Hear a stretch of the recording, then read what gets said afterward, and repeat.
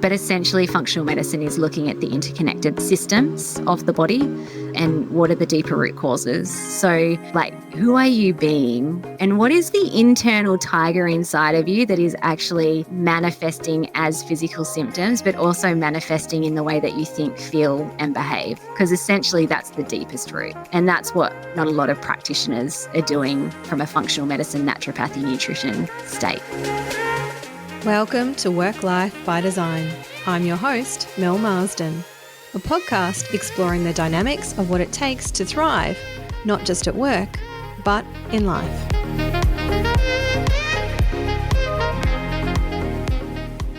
As I shared with you in one of my earlier episodes, my own body burnout journey and my health journey, I wanted to bring the lovely lady, Filipa Bellette, onto today's show. Now, Philly has been at the core of my healing journey to help me understand what is burnout, what's happening within my body, why it's showing up, and then, of course, how to work through that to begin to heal myself.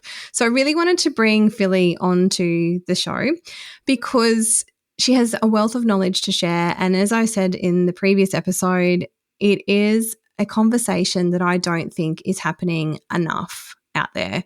I think that there are a lot of us who are experiencing body burnout of some description, of some type, of some scale, and we are either not acknowledging it, we are working and pushing through it, which is what I did, or we're going and we're exploring those GP routes, but we aren't getting the answers that we know we need to be getting because we're told that there's nothing wrong with us, but deep down in our hearts, we know that there is something more sinister at play. And so I wanted to bring Philly on to share her wisdom and her experience of why she started working in functional medicine and the metaphysical side of body burnout and healing, but also what she sees in her clients, how that's showing up for them, some of the experiences that they've had, and what it really means to look at healing body burnout.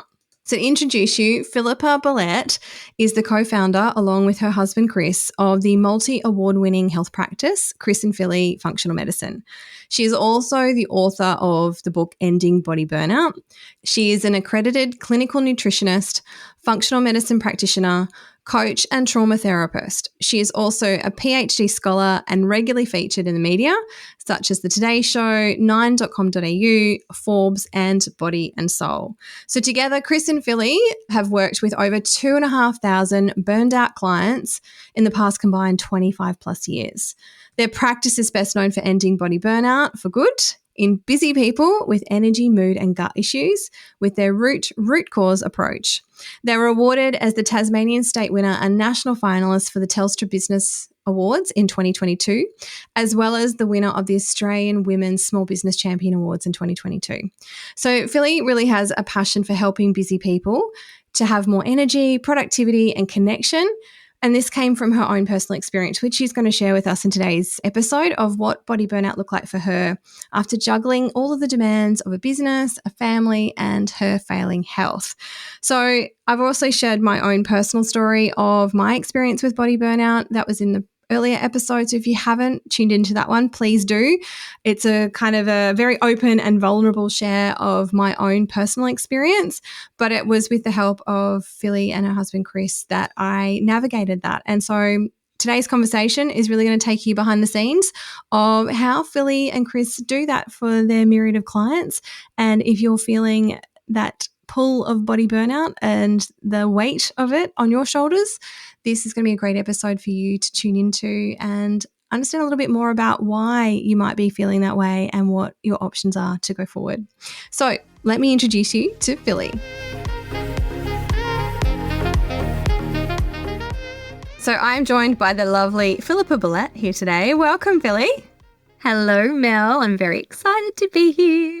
I'm so glad that you're here as well because, as you very well know, I have been on my own little healing journey from body burnout over the last sort of 12 to 18 months, and it's been quite a revolutionary awakening for me, let's put it that way. But I wanted to get you on the show to share what you have to share with my audience because I believe that this is a conversation that isn't being had often enough. I've already recorded and released my own solo episode explaining my health journey. So if anyone hasn't listened to that, they can jump back and tune into a bit more detail around that.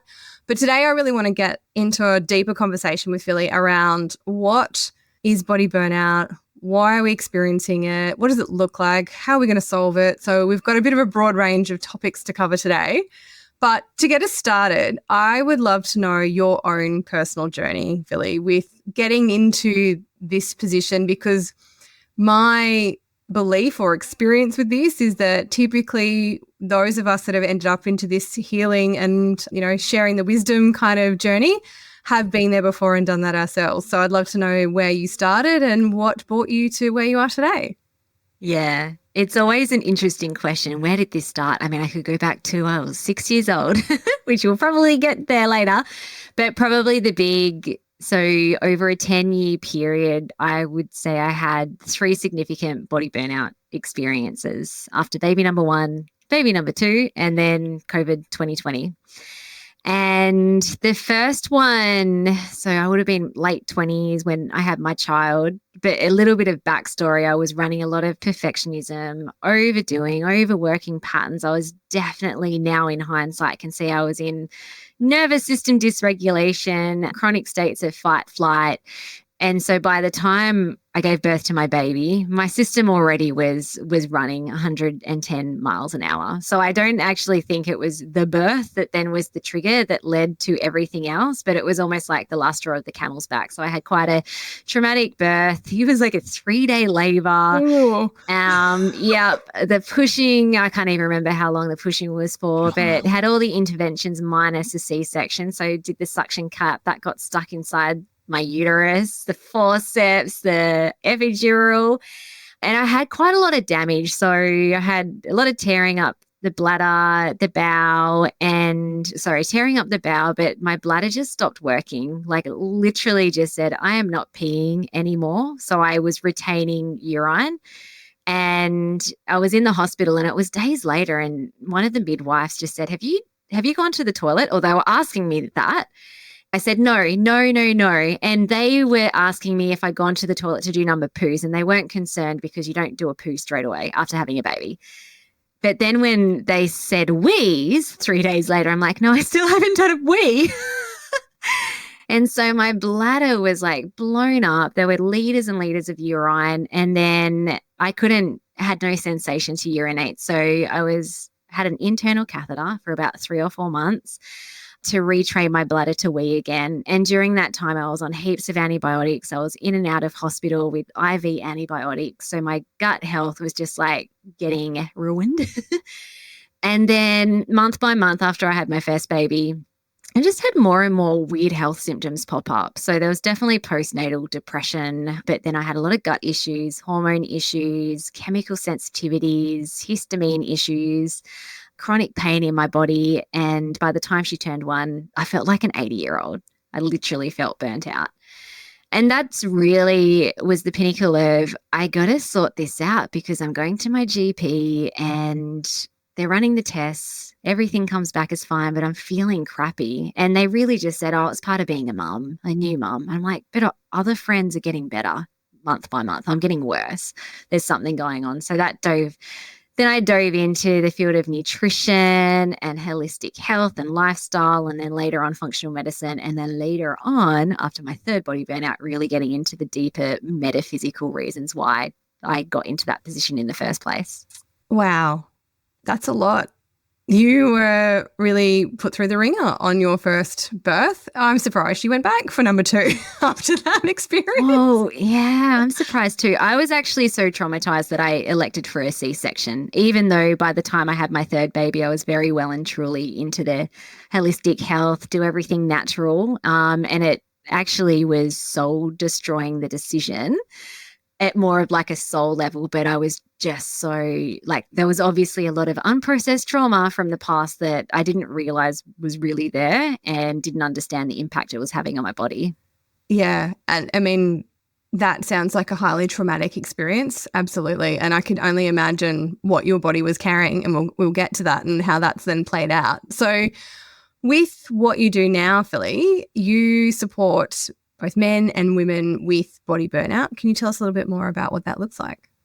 Yeah, so we have it's called our Ending Body Burnout Method, which is a 6-month holistic healing transformational container. And essentially we're working on both the physical part of you, but also all the other bits and pieces that make up who you are. We call it metaphysical. So the physical parts are the things we can run lab tests on, and we can actually see what's happening at a body systems level. Metaphysical is what's happening deeper below the surface in the unconscious mind. So the beliefs, the patterns, the programming that you're running. And we do work with a lot of people who are running those burnout patterns. So busy, overwhelmed, perfectionism, people-pleasing type patterns. And the first step is to get clear on what's happening with the body system. So you can't have symptoms without there being some sort of body system imbalance.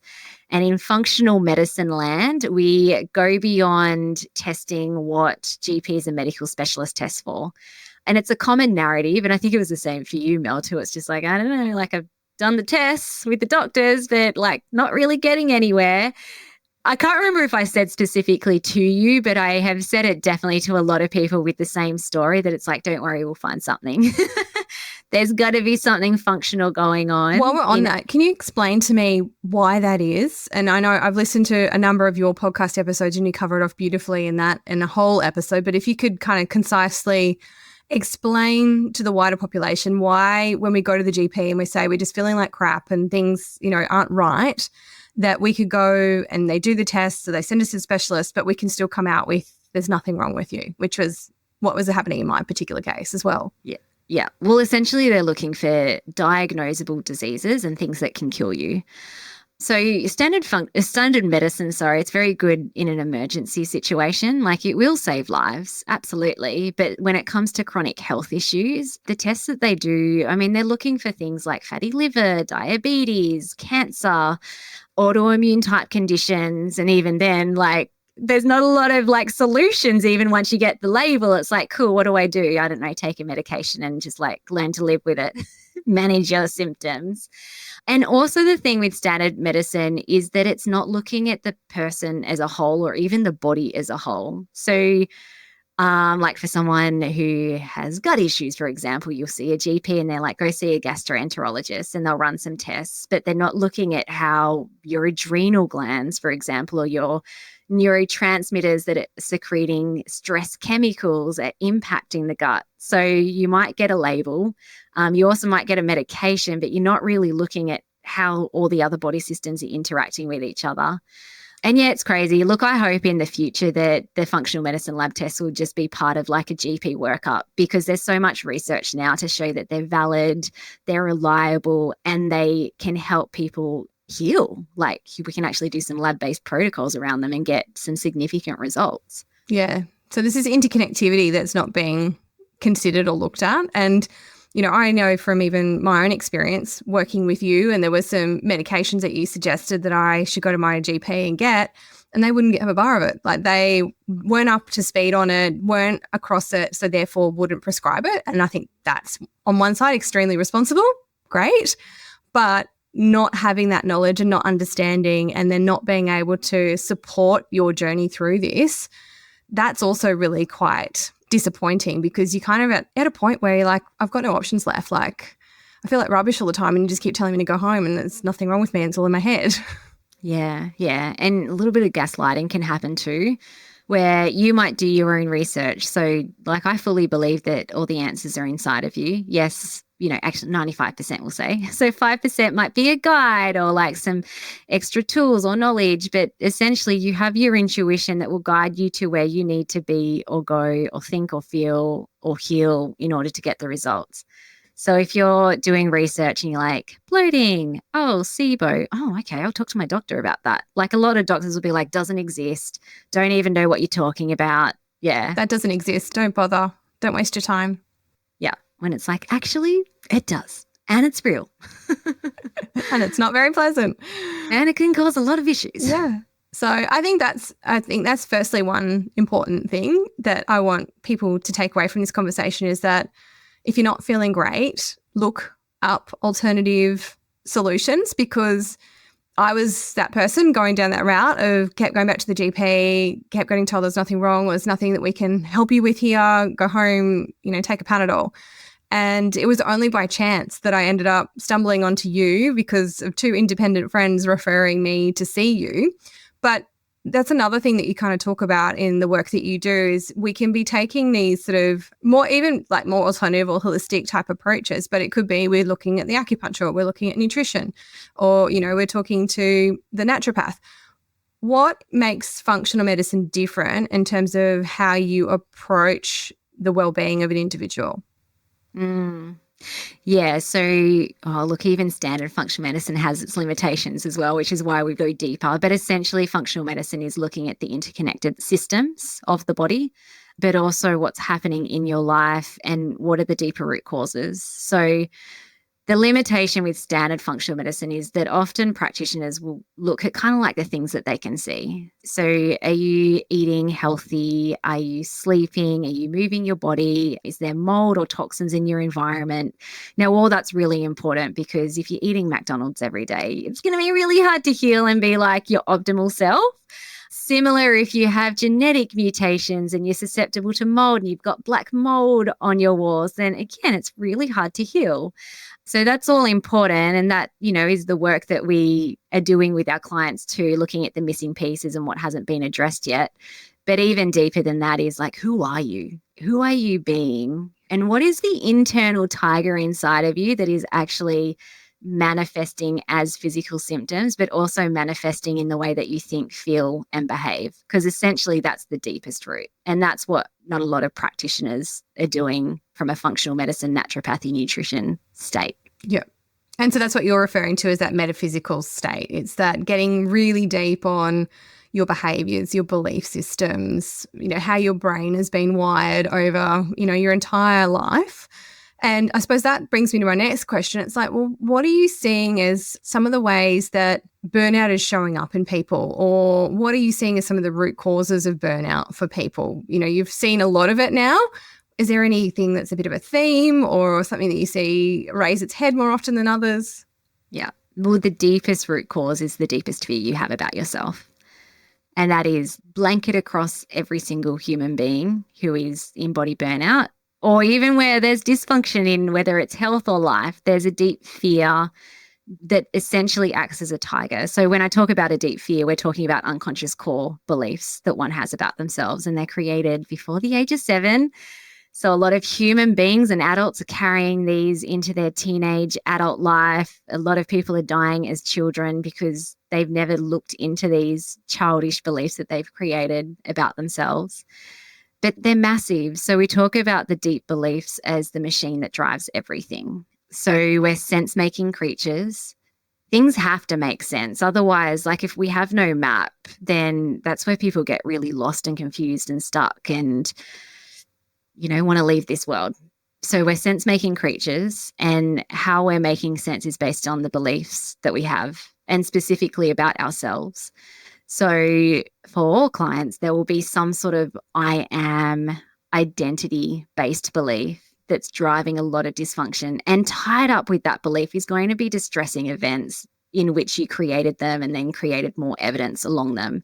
So these beliefs and the events literally get held in your body. So if they get stuck in the unconscious mind, they haven't been processed, then your unconscious mind lives in your body, and it can show up somatically in the body as well. So that's where people are starting to show up with physical symptoms that do have a body system physical component to it. But again, the deepest solution is to clear the baggage from the unconscious mind so that your body no longer needs to scream at you.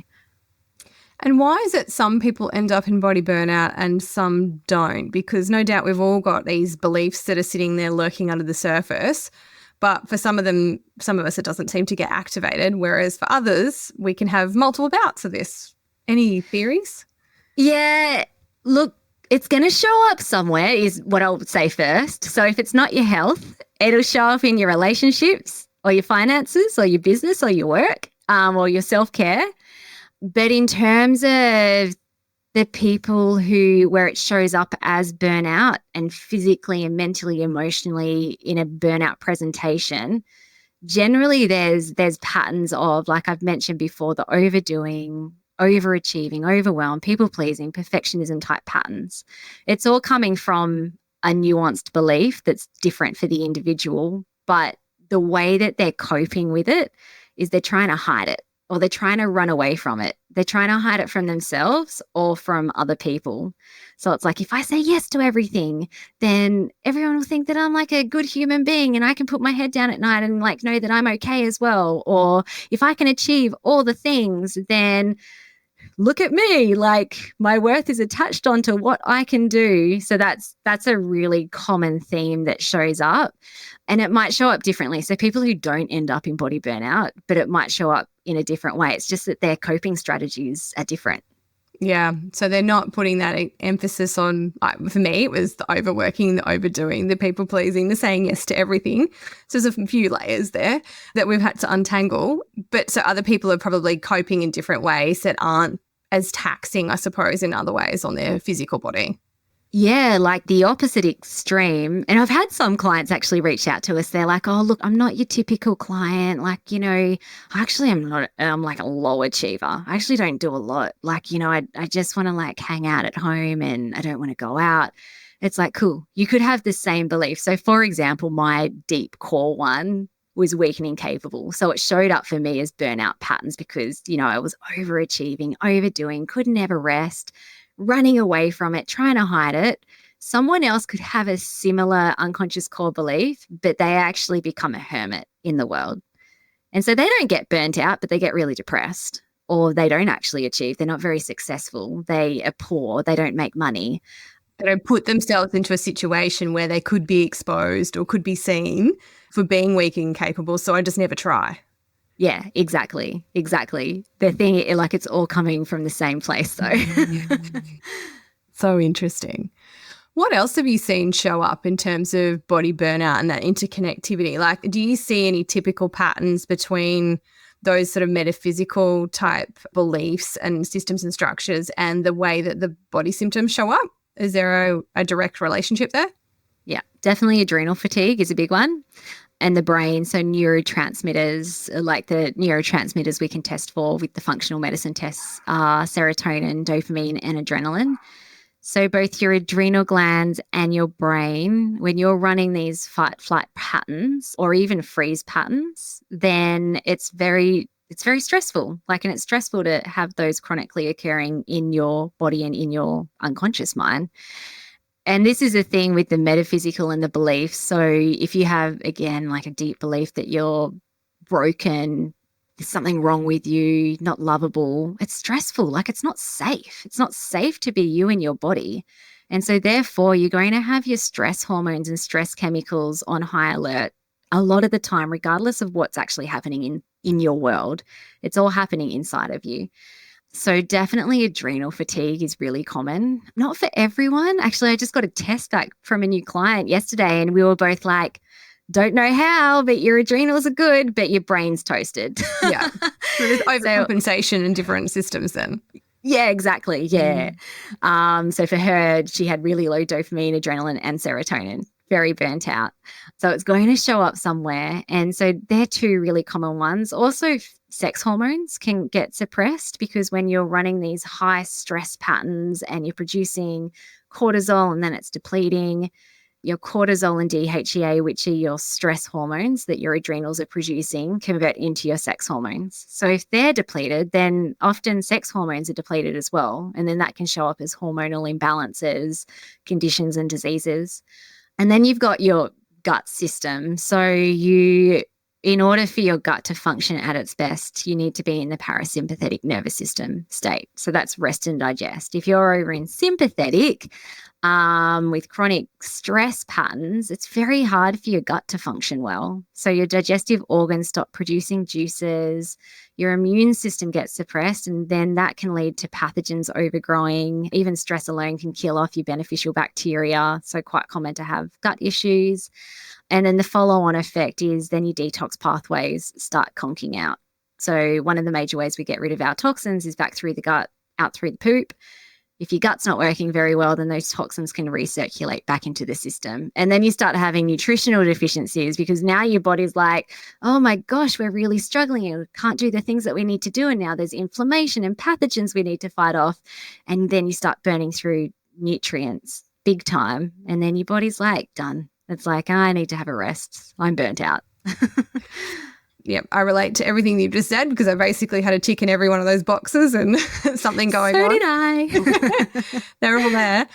I know from my own experience, like what led me to, reaching out to you in the first place. What are some of the typical physical symptoms that people are experiencing so that they can start to identify when they're in that burnout, or ideally when they're starting to notice some of these things so they don't reach burnout? Like, do you have some concepts there that we could share?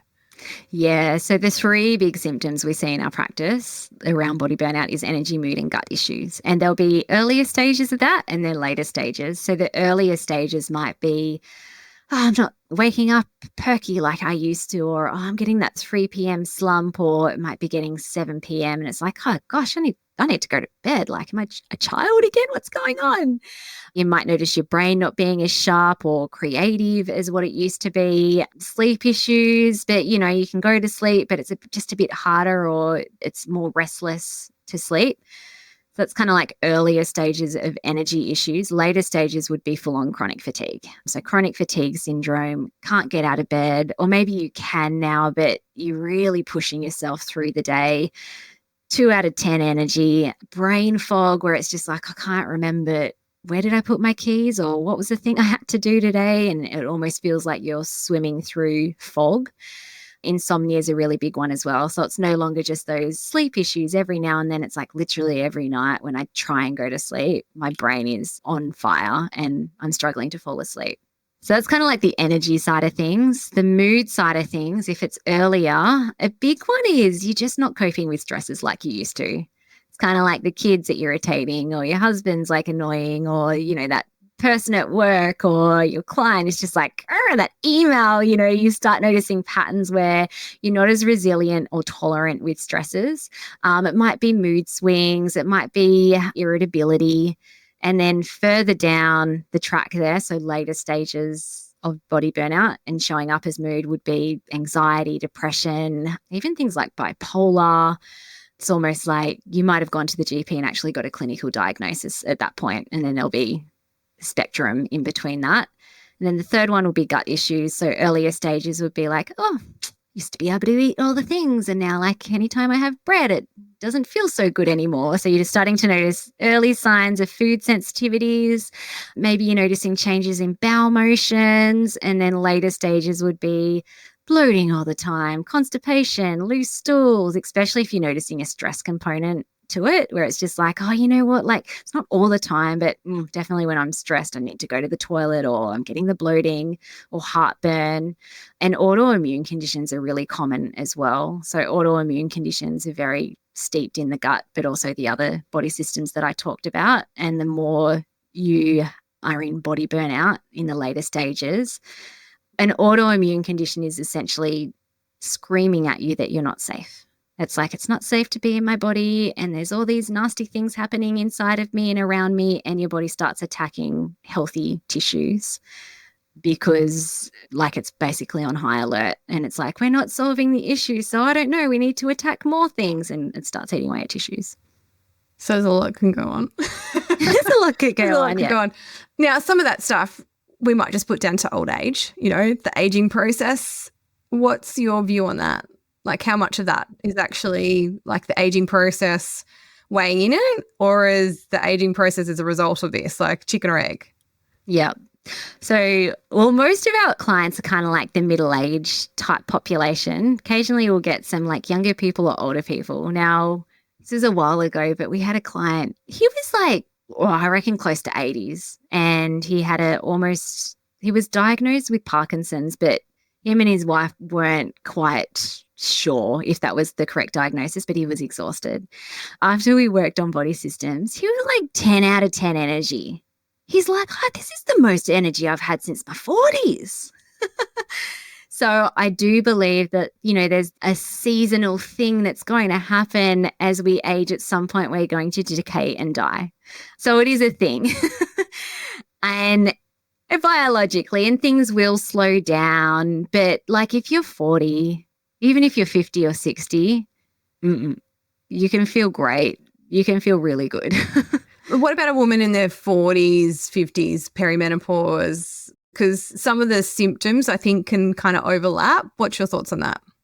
Yeah, so perimenopause. Well, here's the thing with perimenopause is if you've been pretty healthy and symptom-free and then it's like, bang, you've hit perimenopause and everything flares up, it's not because you're about to lose a period or because you've lost a period. It is clearly a sign that previously there were imbalances anyway, whether it's physical or metaphysical or both. They can't actually separate the two. That now the drop of hormones is now bringing those to the surface. I don't think the best way to think about it is it just perimenopause or is it burnout? It's actually like the two coexist, and perimenopause can actually magnify what's happening inside of you. Okay. So the way that we kind of recover from body burnout, you've got your ending body burnout method, which requires both supplements and sort of consultation, sort of more, I suppose, applied medicine. And then you've got your metaphysical side. Can you talk us through what that looks like and I suppose what the benefits of doing the whole thing are versus just sort of taking the supplements and sort of topically applying the medicine? Yeah. I will answer that. I was also going to pre-frame or contextualize that, I used to just practice standard medicine. And this is part of my journey of having 3 major body burnouts. By the third one, it's like nothing physically is going to address this. So I'm going to answer the question by talking about what I did personally and then also lead into what we do with clients. So the first body burnout after that horrific birth, I really just tied it up lifestyle. Like I really used lifestyle medicine. So changed my diet, didn't realize that eating packaged food was causing issues. And it's just like, oh my gosh, if I eat healthy, I can heal. And then, cleaning out toxins from my environment, changing up my skincare, doing all that sort of stuff. And it was helpful. But when baby number 2 came along, my symptoms flared up again. And so this time I had to go deeper. So deeper into beyond just lifestyle support. And I kind of knew intuitively anyway that I still hadn't got to the root. And so I discovered functional medicine, ran my own lab test because by this time I was a practitioner and I started specializing it or learning about it underneath the mentorship of Dr. Daniel Kalish. And so that's when I discovered all these things in my body and started doing the lab-based protocols, which is very heavy on the supplements. I'd already done a lot of the lifestyle work. So in my mind, I'm like ticking all the root causes, already done that, just need to add in some subs. I mean, there were some things like I remember Dr. Kalish said to me, his mentorship was more around lifestyle and supplements. He actually didn't go into the metaphysical side of things. But he did say to me, so how are you living your life? How many things are you saying yes to? And I was like, I say yes to a lot of things. So I did change, like I did some behavioral changes as well, but it still wasn't enough because when COVID came along, massive amounts of stress, uncertainty, the whole world was experiencing trauma, like collective energetic trauma. All my health issues came back, including insomnia, which I'd never experienced in the past. And that was just the worst because if I don't sleep, nothing is good. And that's where I realized, and I also saw a pattern with clients as well. I saw patterns with old clients coming back during this COVID period with the same issues. It was almost like, hang on, weren't you better? Like, didn't you heal yourself? Didn't we do the whole thing? And didn't we fix that? And so I noticed this pattern in me, noticed patterns in clients as well coming back. And then I realized that there's something deeper going on. And so essentially that's what our ending body burnout method is. It's looking at the body systems. It's providing therapeutic supplement support because it fast tracks things, like it heals the body systems and it can speed the process along. And, if there's anything toxic happening in the lifestyle or environment, then, it's hard to heal in a toxic environment. So let's work on that. But deeper below the surface is, again, who are you being? And the benefit of doing it as a holistic approach is it's holistic. So we're treating all parts of you. And it's also deep root cause, as opposed to did some tests, took some supplements, did a diet. Yay, my symptoms are gone. I guarantee that they're going to pop up again sometime in the future, or it's going to show up as a different issue. And that's because of the behavioural change. We're not changing, in essence, who we are or what we believe of us, or potentially not even aware of the mental narrative and the dialogue that we've got running, which is causing us to do the things that we're doing, which leads us to the physical burnout. Yeah. And I wasn't aware. So I've got my book, Ending Body Burnout, and I was writing it, wrote the first draft. There's 4 parts in it. One part is on Heal Thy Mind. I still hadn't done that work on myself, like that deep work. So I was just piggybacking off my husband who, he healed his burnout pretty much like 90%, 95% mind work. He was pretty hopeless actually at taking supplements and like doing other things. ADHD brain, so I couldn't remember to take things, but he was very good at like connecting back with himself. So writing this draft of my book, and I'm like, okay, I'll gather all like Chris's expertise, but it just didn't feel right. It's like, I can't put my name on this and this method until I embody it myself. And the reason why I hadn't yet is because I didn't think there was anything wrong with me. I'm like, give me a diet. Like I can go no sugar for 6 months. I can do that. I thought in practice that clients who struggled to implement things were the ones that needed to do the inner mind work, not the ones that were great at doing. They're great at succeeding and doing the things. Give me a list. I got it done. When you first started, I mean, like the whole way through, you were wholehearted and did the things and then became the woman. But do you remember right at the start, it's just like, I think you're a little bit even sus around the metaphysical, but it's like, give me the hard stuff, give me the protocols, I'll do those. Tell me this. And that was my thing. Like I was reflecting on this. Is like, I tried to work my way out of body burnout. As ridiculous as that sounds, it was like, Philly said, you've got adrenal fatigue, you've got this. So the first thing I do is start researching and going, well, what does this look like? What do I need to change in my life?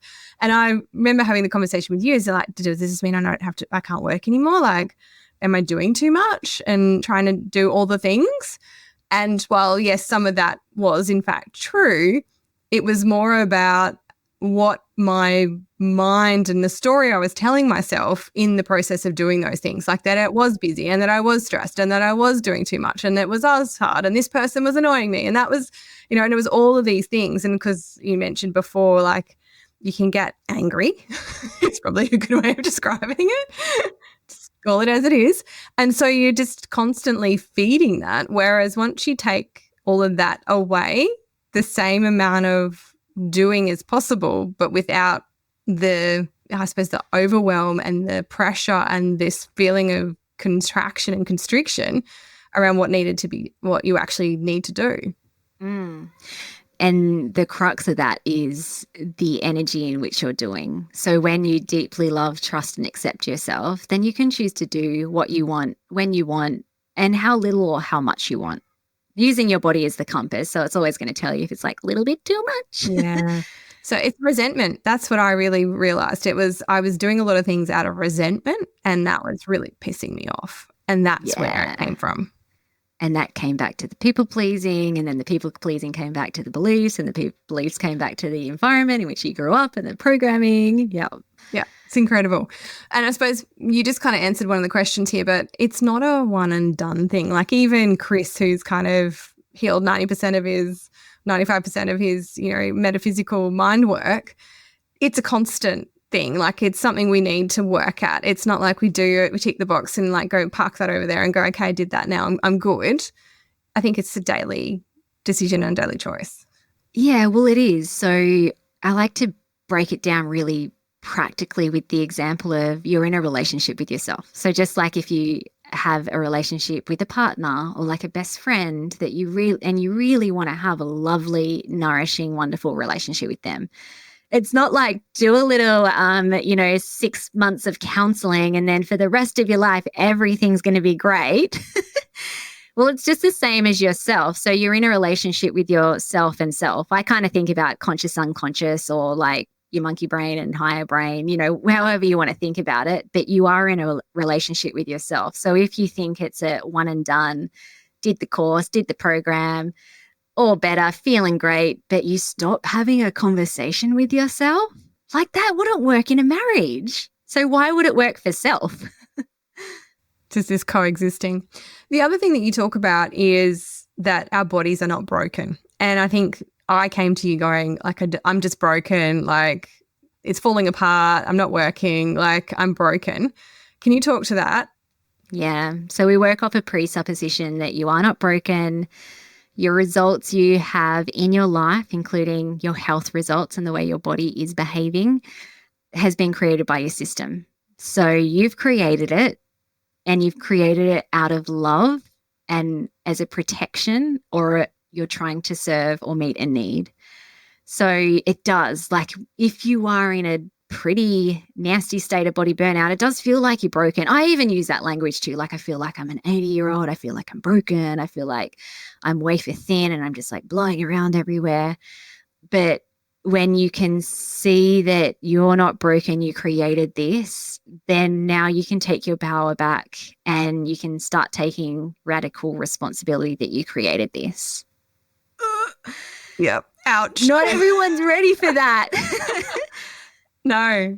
Like it is easier. It is easier. And that's why there's a lot of modalities that give a Band-Aid management approach, both in the natural and the standard medicine world, because it's easier. It's like, just give me the thing, take the test, give me the supplement, tell me what to do. I can still play the victim rather than taking responsibility for the choices that you've made that have led you to this and then choosing differently. And yeah, I played out that for a really long time. So did I. Yeah. And so then if someone's listening and they're like, oh, I don't know, maybe I hold on to the I'm broken story, because it also means that if you try a bunch of stuff and it doesn't work, then it's not your fault, it's their fault, or it's that protocol. I've done everything that the GB said, and they said, there's nothing wrong with me. So yeah. So I guess I'll just live with it. I'll live with it, and then therefore I can use my get out of jail free card whenever I don't want to show up. So yeah, so taking back your power, I actually found it like it was a little bit of a dagger to the heart when I actually lent into that presupposition. It's like, oh, I created this? What? I don't want heartburn and anxiety and histamine intolerance and chronic back pain. Like, I didn't choose this. I don't want this. It's horrible. I hate it. But then it's like, oh, but I created it because I was trying to protect myself, and my body was trying to return me back to who I truly am. So I wasn't listening. I was running away from the deepest fear. My body was in a state of panic and stress and, showing up as symptoms. But essentially, like at a deeper, more spiritual level, the body was fighting for me, not against me. It was actually, it's like you will listen to pain. Human beings listen to pain. When it gets painful enough, you do something about it. And Philly, I can see that over the 10-year span, you've done lots of lovely things, but you still haven't learnt to trust and love and accept yourself. And so the pain was high and I went in. Yep. That's screaming, and to the point you have to listen. You can't continue to ignore it. Now, one of the last things I want to talk about is trauma. And I think trauma is a word that gets used a lot lately, but there's big trauma and there's little trauma. And some people can say, oh, but I haven't experienced trauma because of their understanding of what trauma is. Can you talk to a little bit about what are the different types of trauma that we could potentially be carrying and how that shows up in our body and what that can do to contribute to body burnout? Yeah. So everyone on this planet has experienced trauma at some point in their life.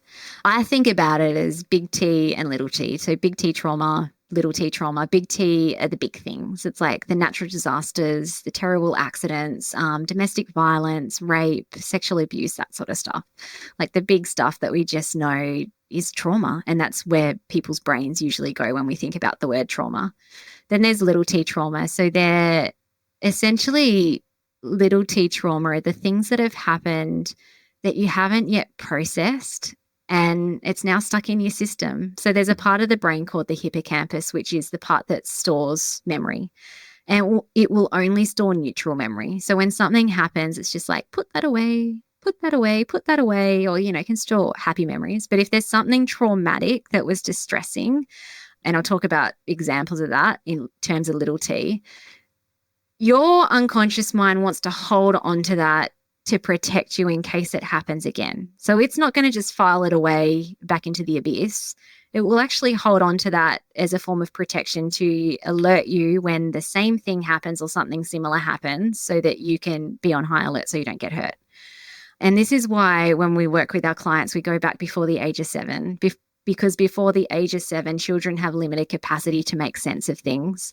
And this is where a lot of trauma is created or stored. It's not necessarily created. It's more the meaning that that child or that adult has placed on it.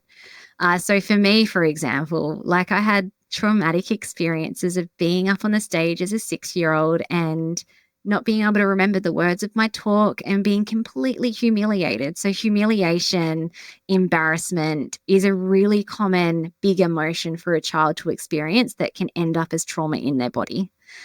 Then there can be neglect. There's a lot of clients where, what was your childhood like? Oh yeah, it was pretty good, pretty uneventful. But when we dig in, it's like there was no emotional intelligence conveyed or taught or exposed or given to that child. And so emotional neglect is a huge one that creates trauma in the body and that's stored in the body.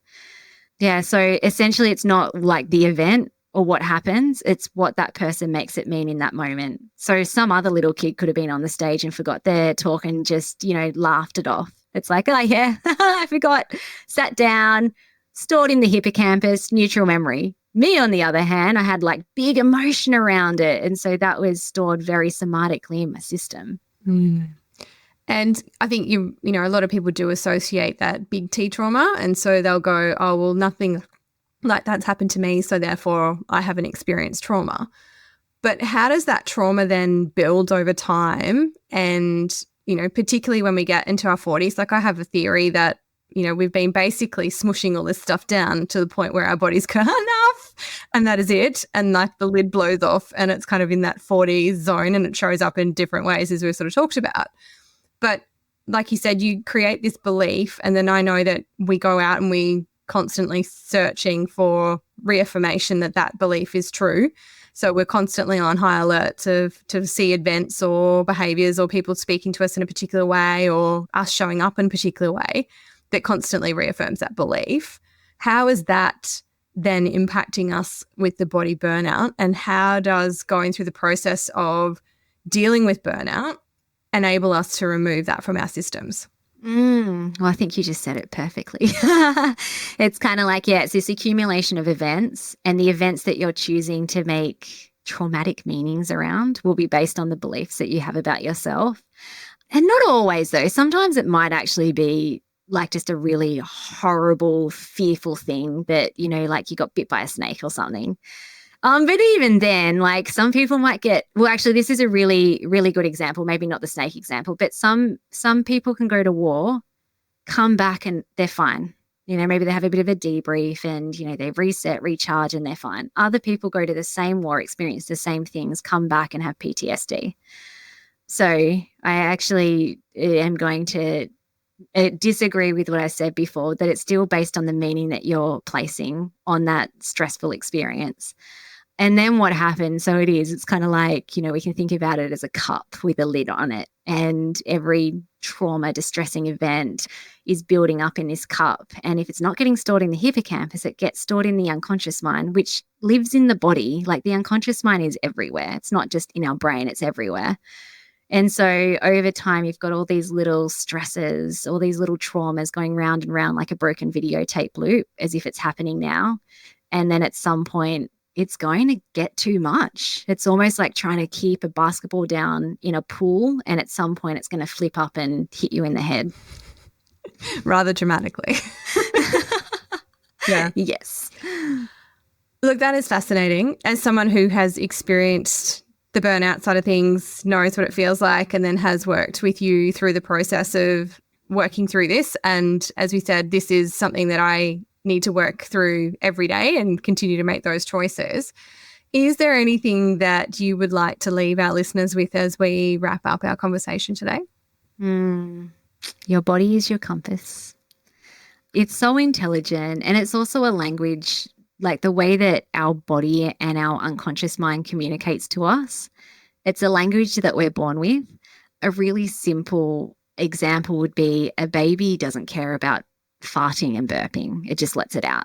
It's kind of like bleep, bleep. Whereas, we become kids and then teens and then adults, and it's just like it's not acceptable anymore. So we hold a lot of things in, and essentially, like, that's when we start losing the way that our body communicates to us. We're holding things in. And in just the same way that we push on, we suppress, we lose touch of the sensations that our body is sending us, which is essentially always going to keep us in alignment if we listen. So every time I've listened to my body and my deeper self, only good things have happened. So if someone's listening and, even if you're not ready to like go into a big journey, I just start by just being aware and just asking. Like, it can be as simple as, oh, I've got heartburn right now. What for?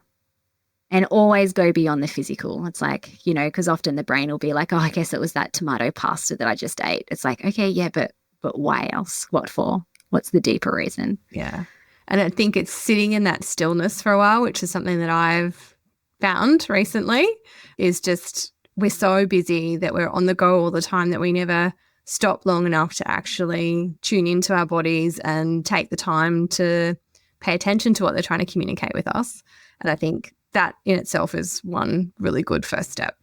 So if people have been listening today and they're like, oh, yeah, this sounds familiar, or I can see some of these signs here and, I've done the GP route, how do people find you and how do they work with you, Philly? Yeah, awesome. Probably best place to go is our website. So www.chrisandphilly.fm. I'm pretty sure you popped that in the show notes with the spelling. We've got heaps of resources on there as well. So I've got my book, Ending Body Burnout. That is essentially our method in a book. Like, obviously it's missing some pieces because it would be maybe 10 volumes worth. But it's really good stories, that book, because it gives you the experiences of 3 women and the different body system burnouts that they go through, how they've approached their healing journey, those that finished, those that didn't, and what kind of results they end up with as they traverse their own journey. Yeah, so it's pretty common. I'm pretty sure you'll identify with one, maybe even 2 or 3 of the women if you read it. And we also have scorecards as well. So one of our more popular ones is the Ending Body Burnout Assessment. So if it's kind of like, okay, like, wow, Philly talked about a lot today, do the scorecard because it rates your state of body burnout. So are you in the earlier or the later stages? And it also looks at the 3 main contributors. So it's looking at the mind, the body, or the habits that you're running, and it also looks at the environment. Yeah, so there's lots of other free resources. And then we've got our Ending Body Burnout method, which is the best way to work with us. Yeah. And I'd highly recommend following along on Instagram too, because you're regularly running like free masterclasses and events and things along the way. So even if you're not ready to dive in yet, or you just want to check out and explore what is on offer and their approach, that's a really good way to kind of dip your toe in the water and see where it lands. Yeah, awesome. Yeah. Well, look, thank you so much for joining us, Philly, today. It has been an absolute pleasure having this conversation with you. And I just want to say a huge thank you too for all that you've done to help me on my own personal healing journey. I just certainly would not be feeling as good as I do without the work that I've done with you. So thank you. Thank you. It is my pleasure. And I've just adored my experience of you. Oh, thank you.